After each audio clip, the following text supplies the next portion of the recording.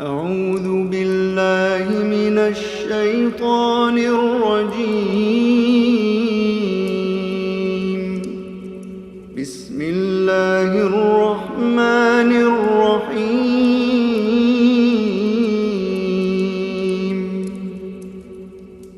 الحمد لله الذي أنزل على عبده الكتاب ولم يجعل له عوجا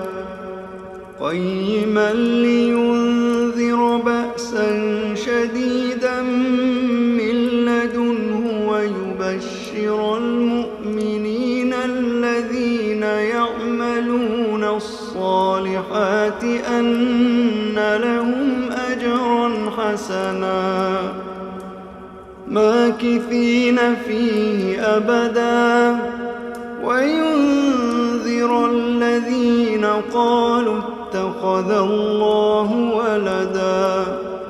ما لهم به من علم ولا لآبائهم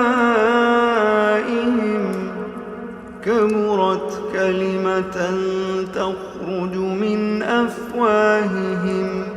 إن يقولون إلا كذبا فلعلك باخع نفسك على آثارهم إن لم يؤمنوا بهذا الحديث أسفا إنا جعلنا ما على الأرض زينة لها لنبلوهم أيهم أحسن عملا وإنا لجاعلون ما عليها صعيدا جرزا أم حسبت أن أصحاب الكهف والرقيم كانوا من آياتنا عجبا إذ أوى الفتية إلى الكهف فقالوا ربنا آتنا من لدنك رحمة وهيئ لنا من أمرنا رشدا فضربنا على آذانهم في الكهف سنين عددا ثم بعثناهم لنعلم أي الحزبين أحصى لما لبثوا أمدا نحن نقص عليك نبأهم بالحق إنهم فتية آمنوا بربهم وزدناهم هدى وربطنا على قلوبهم إذ قاموا فقالوا ربنا رب السماوات والأرض لن ندعو من دونه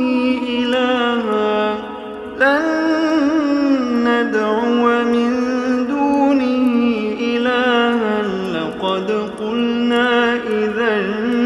شططا هؤلاء قوم اتخذوا من دونه آلهة لولا يأتون عليهم بسلطان بين فمن أظلم ممن افترى على الله كذبا وإذ اعتزلتموهم وما يعبدون إلا الله فأووا إلى الكهف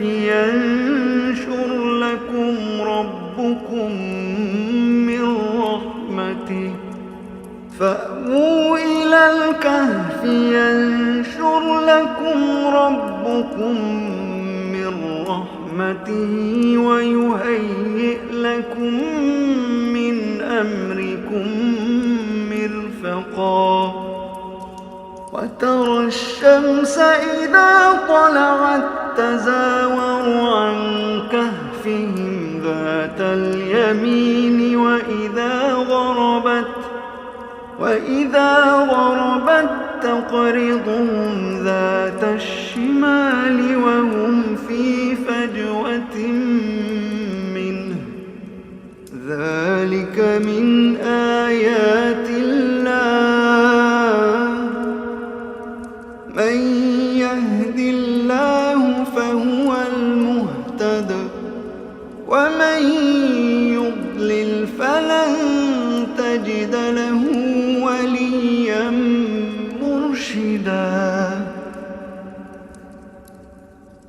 وتحسبهم أيقاظا وهم رقود ونقلبهم ذات اليمين وذات الشمال وكلبهم باسط ذراعيه بالوصيد لو اطلعت عليهم لوليت منهم فرارا ولملئت منهم رعبا وكذلك بعثناهم ليتساءلوا بينهم قال قائل منهم كم لبثتم قالوا لبثنا يوما أو بعض يوم قالوا ربكم أعلم بما لبثتم فابعثوا أحدكم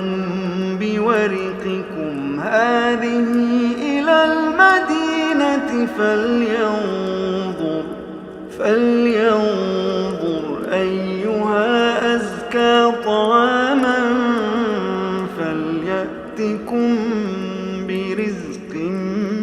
منه وليتلطف ولا يشعرن بكم أحدا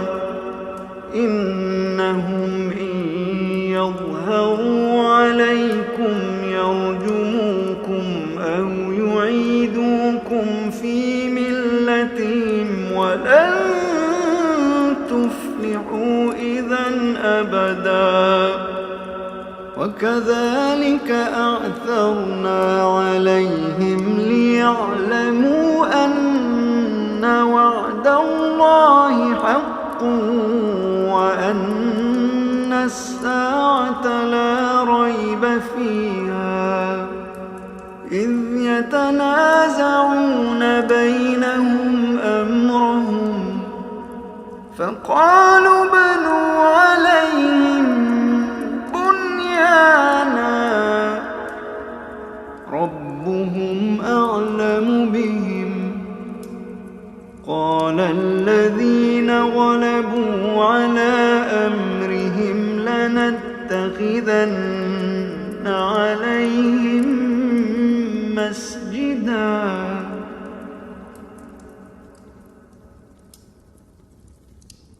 سيقولون ثلاثة رابعهم كلبهم ويقولون خمسة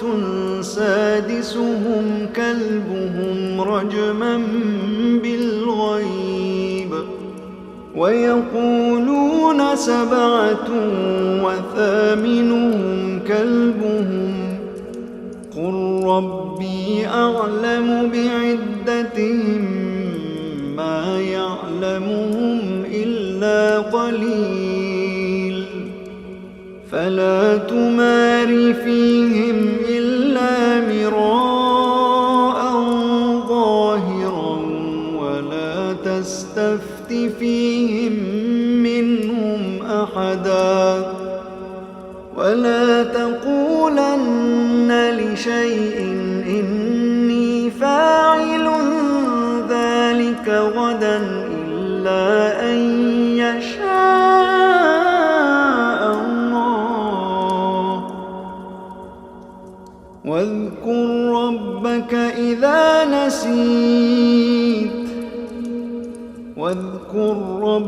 إذا نسيت وقل عسى أن يهديني يهديني ربي لأقرب من هذا رشدا ولبثوا في كهفهم 300 سنين وازدادوا 9 قل الله أعلم بما لبثوا له غيب السماوات والأرض أبصر به وأسمع ما لهم من دونه من ولي ولا يشرك في حكمه أحدا واتل ما أوحي إليك من كتاب ربك لا مبدل لكلماته ولن تجد من دونه ملتحدا واصبر نفسك مع الذين يدعون ربهم بالغداة والعشي يريدون وجهه ولا تعد عيناك عنهم تريد زينة الحياة الدنيا ولا تطع من أغفلنا قلبه عن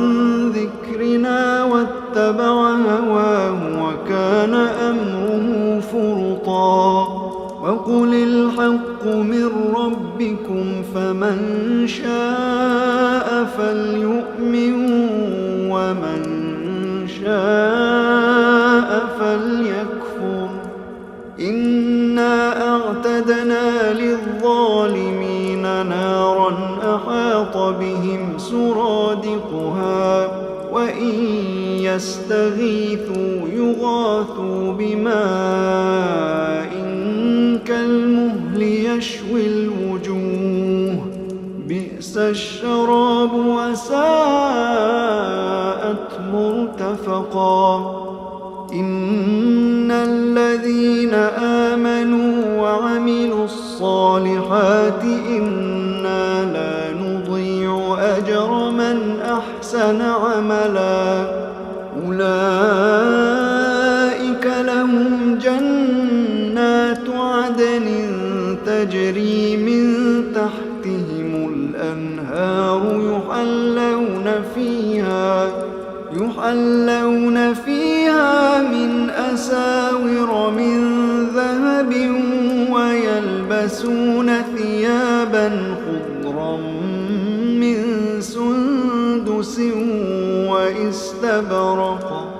ويلبسون ثيابا خضرا من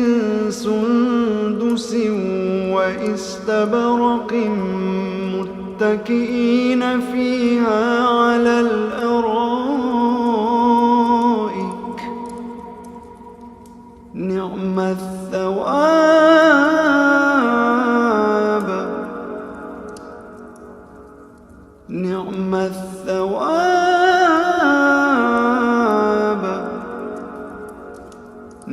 الثواب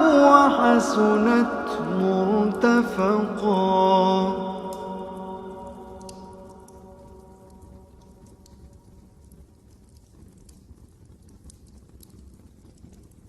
واضرب لهم مثلا الرجلين جعلنا لأحدهما جنتين من أعناب وحففناهما بنخل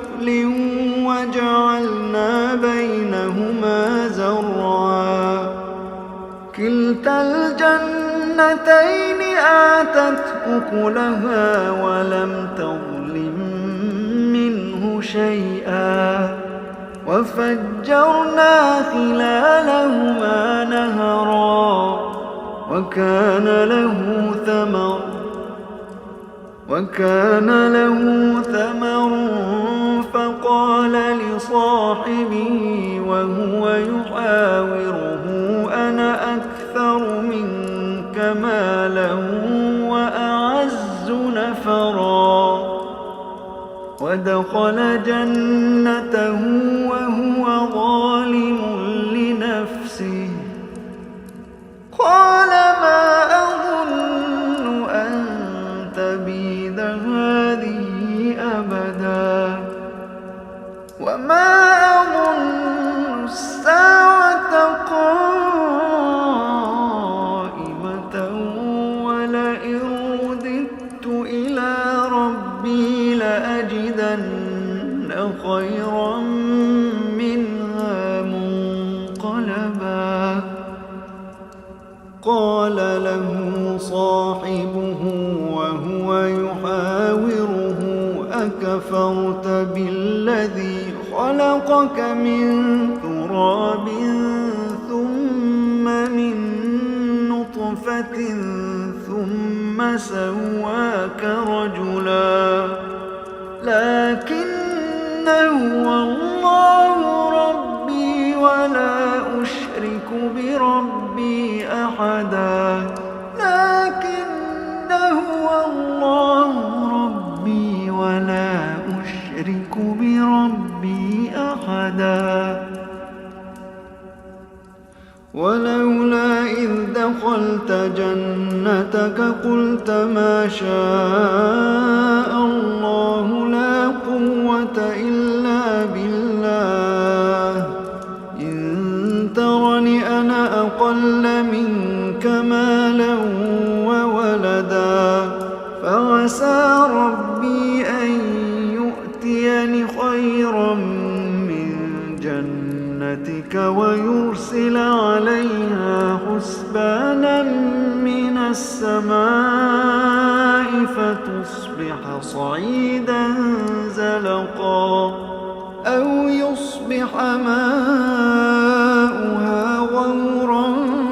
فلن تستطيع له طلبا.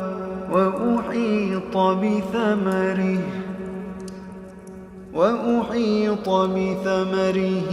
فأصبح يقلب كفيه على ما أنفق فيها وهي خاوية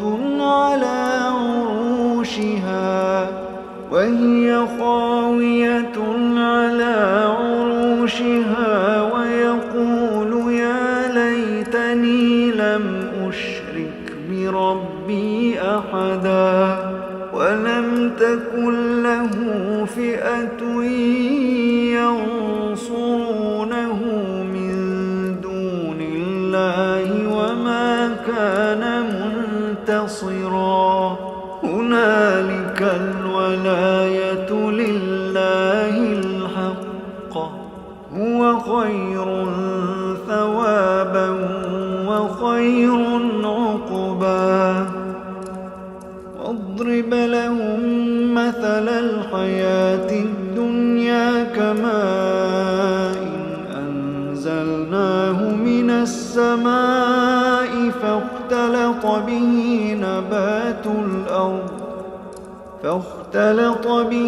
نبات الأرض فأصبح هشيما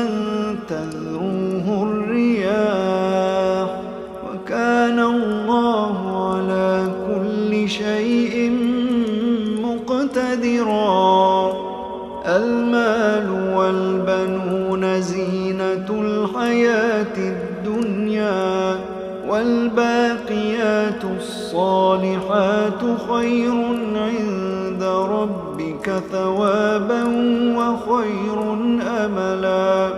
ويوم نسير الجبال وترى الأرض بارزة وحشرناهم فلم نغادر منهم أحدا وعرضوا على ربك صفا لقد جئتمونا كما خلقناكم أول مرة بل زعمتم أن لن نجعل لكم موعدا. ووضع الكتاب فترى المجرمين مشفقين مما فيه ويقولون يا ويلتنا ما لهذا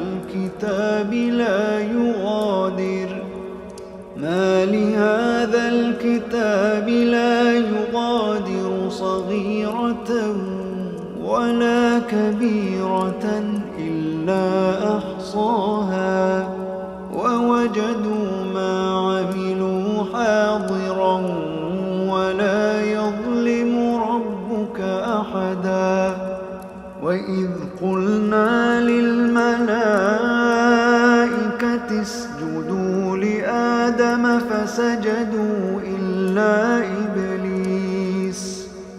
فسجدوا إلا إبليس كان من الجن ففسق عن أمر ربه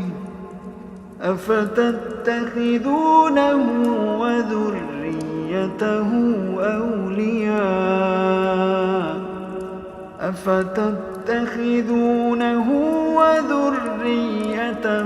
أولياء من دوني وهم لكم عدو بئس للظالمين بدلا ما أشهدتهم خلق السماوات والأرض ولا خلق أنفسهم وما كنت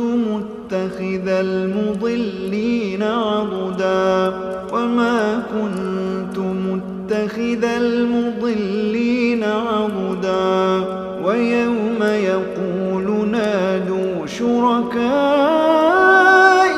الذين زعمتم فدعوهم فلم يستجيبوا لهم وجعلنا بينهم موبقا ورأى المجرمون النار فظنوا أنهم مواقعوها ولم يجدوا عنها مصرفا ولقد صرفنا في هذا القرآن للناس من كل مثل وكان الإنسان أكثر شيء جدلا وما منع الناس أن يؤمنوا إذ جاءهم الهدى ويستغفروا ربهم إلا أن تأتيهم سنة الأولين أو يأتيهم العذاب قبلا وما نرسل المرسلين إلا مبشرين ومنذرين ويجادل الذين كفروا بالباطل ليدحضوا به الحق واتخذوا آياتي وما أنذروا هزوا ومن أظلم ممن ذكر بآيات ربه فأعرض عنها ونسي ما قدمت يداه إنا جعلنا على قلوبهم أكنة أن يفقهوا وفي آذانهم وقرا وإن تدعهم إلى الهدى فلن يهتدوا إذا أبدا وربك الغفور ذو الرحمة لو يؤاخذهم بما كسبوا لعجل لهم العذاب بل لهم موعد لن يجدوا من دونه موئلا وتلك القرى أهلكناهم لما ظلموا وجعلنا لمهلكهم موعدا وإذ قال موسى لفتاه لا أبرح حتى حتى أبلغ مجمع البحرين أو أمضي حقبا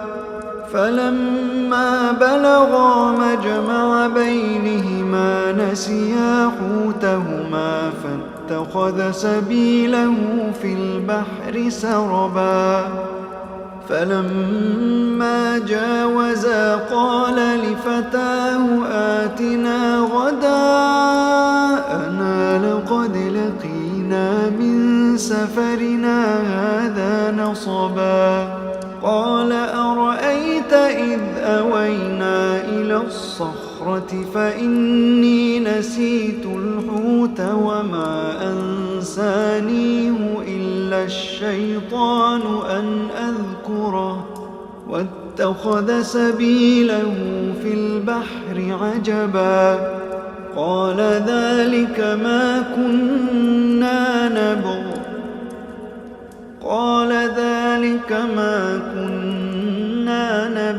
فارتدا على آثارهما قصصا فوجدا عبدا من عبادنا آتيناه رحمة من عندنا وعلمناه من لدنا علما قال له موسى هل أتبعك على أن تعلمني مما علمت رشدا قال إنك لن تستطيع معي صبرا وكيف تصبر على ما لم تحط به خبرا قال ستجدني إن شاء الله صابرا ولا أعصي لك أمرا قال فإن اتبعتني فلا تسألني عن شيء حتى أحدث لك منه ذكرا فانطلقا حتى إذا ركبا في السفينة خرقها قال أخرقتها لتغرق أهلها لقد جئت شيئا إمرا قال ألم أقل إنك لن تستطيع معي صبرا قال لا تؤاخذني بما نسيت ولا ترهقني من أمري عسرا فانطلقا حتى إذا لقيا غلاما فقتله قال أقتلت نفسا زكية بغير نفس لقد جئت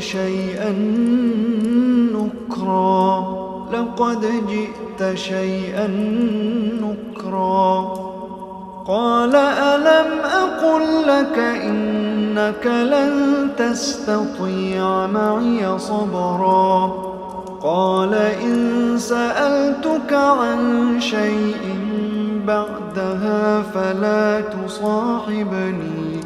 قد بلغت من لدني عذرا فانطلقا حتى إذا أتيا أهل قرية استطعما أهلها فأبوا أن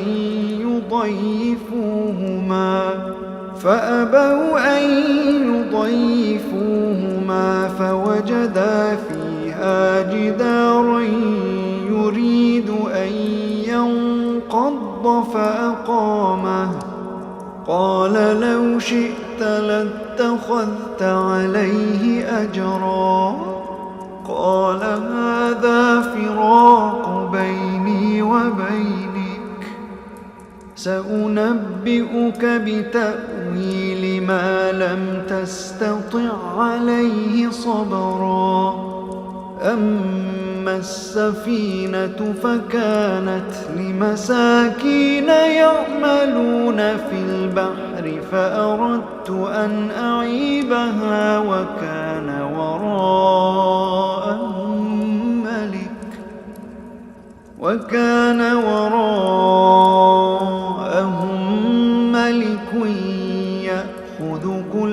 سفينة غصبا.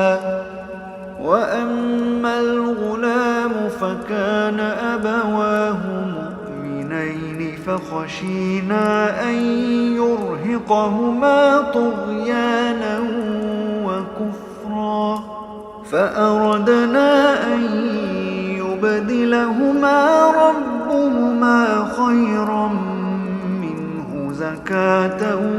وأقرب رحما. وأما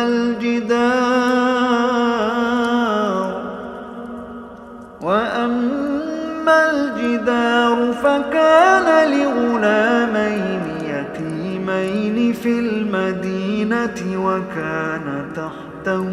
كنز لهما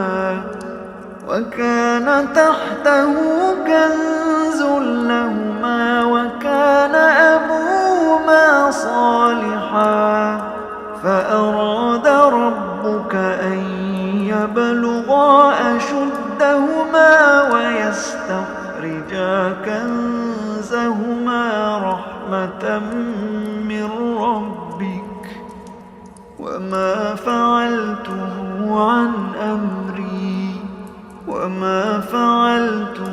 عن أمري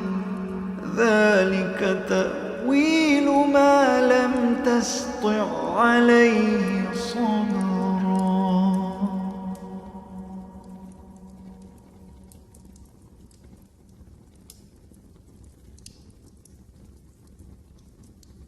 ويسألونك عن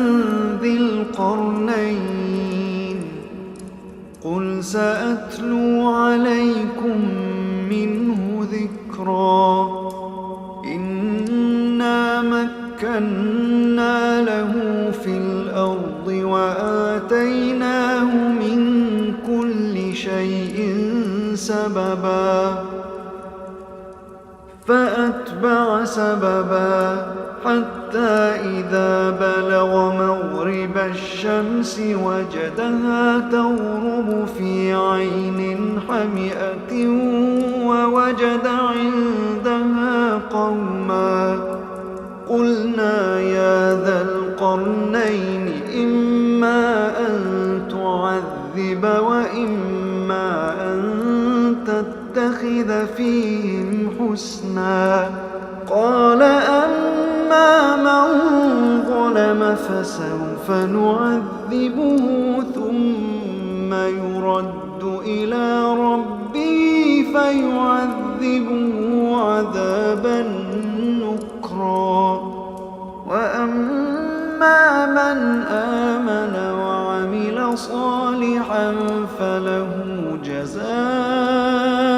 الحسنى وسنقول له من أمرنا يسرا. ثم أتبع سببا حتى إذا بلغ مطلع الشمس وجدها تطلع على قوم لم نجعل لهم من دونها سترا. كذلك وقد أحطنا بما لديه خبرا. ثم أتبع سببا حتى إذا بلغ بين السدين وجد من دونهما قوما لا يكادون يفقهون قولا. قالوا يا ذا القرنين إن يأجوج ومأجوج مفسدون في الأرض فهل نجعل لك خرجا على أن تجعل بيننا وبينهم سدا. قال ما مكني فيه ربي خير فأعينوني بقوة أجعل بينكم وبينهم ردما. آتوني زبر الحديد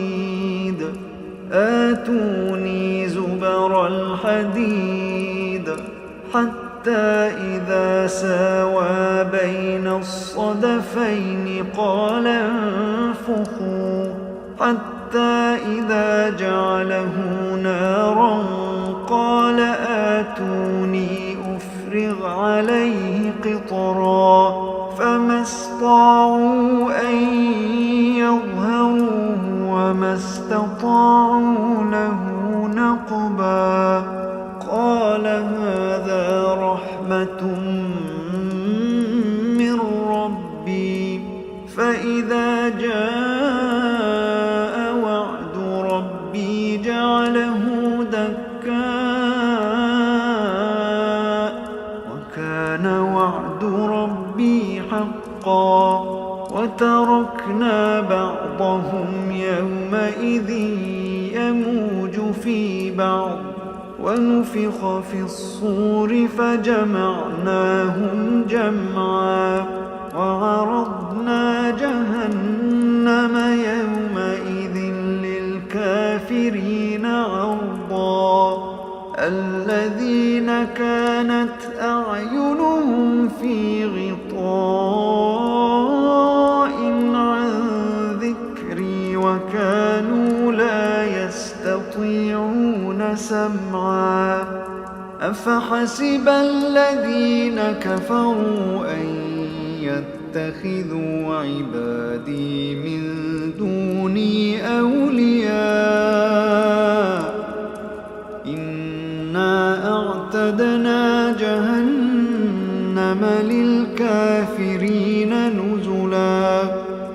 قل هل ننبئكم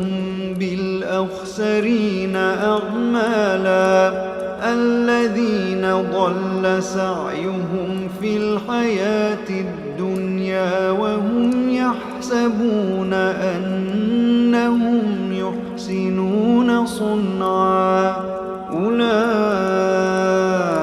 الذين كفروا بآيات ربهم ولقائه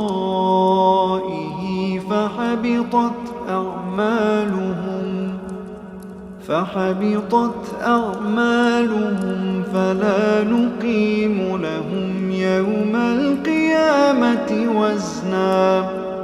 ذلك جزاؤهم جهنم بما كفروا واتخذوا آياتي ورسلي هزوا.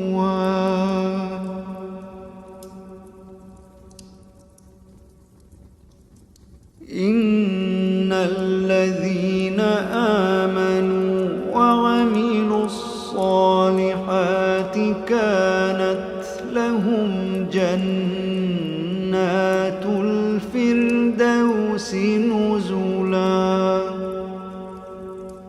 خالدين فيها لا يبغون عنها حولا